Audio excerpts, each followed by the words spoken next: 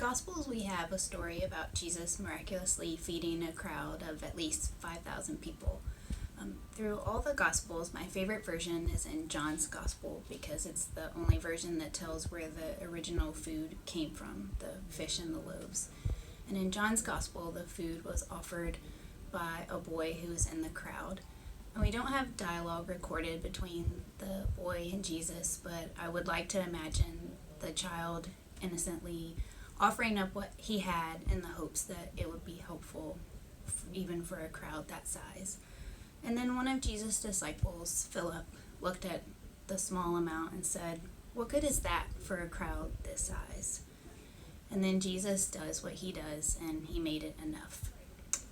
In this story, we're presented with a couple of different attitudes about giving.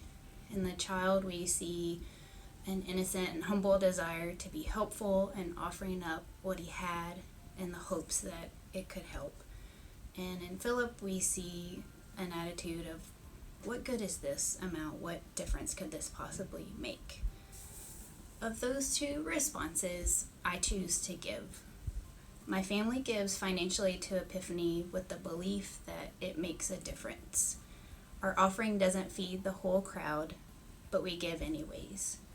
And the beautiful thing that happens when we all do that is that it becomes enough.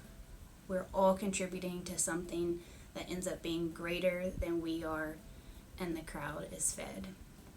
So I invite you to give financially with the deep belief and assurance that it makes a difference.